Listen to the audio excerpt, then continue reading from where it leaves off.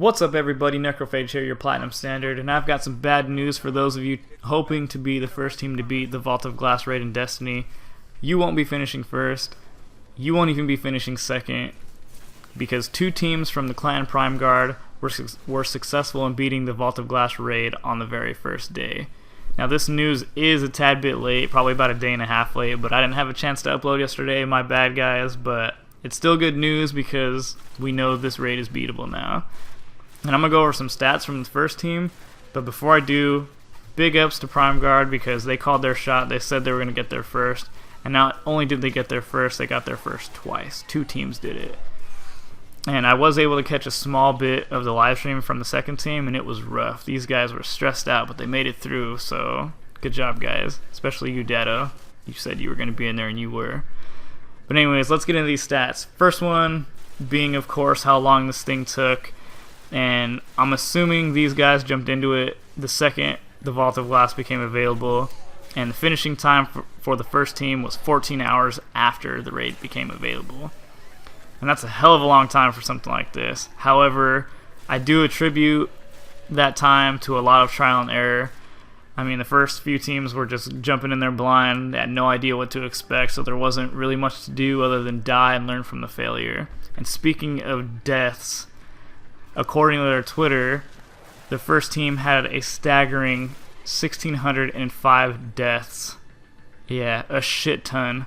Now, I'm not sure if this is a combined total of deaths between each individual team member, or if this is a representative number of the team having to wipe. And by wipe, I mean just kill all the team members and then start from the checkpoint that you just were at. But if you look at it from an individual standpoint, each person averaged almost 270 deaths each. Yeah, a lot. And it's funny because in the grand scheme of things, even with all these numbers, I still ain't scared. It's doable, and I still want to taste victory with 5 other of my peeps.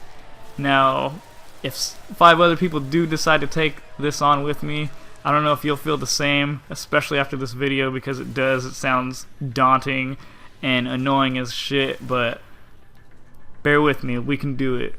Unfortunately, I sit here about to do something I hardly ever do on my channel, and that's make a retraction. In my last video covering the Vault of Glass, I said I would be getting the Platinum for Destiny. I pretty much guaranteed it. However, this is false because as I look through the trophy list for Destiny now, I saw something I didn't notice initially, and that is this trophy. Flawless Raider. And yep, you read that right. No one in your fire team can die during a raid. Now, I'm a little skeptical as to where this trophy came from because during Bungie's weekly updates, there was one specifically about the trophies, and they uploaded an image with all the trophies listed on this image, and there is nowhere on this image that this trophy is. The trophy just does not exist at this point.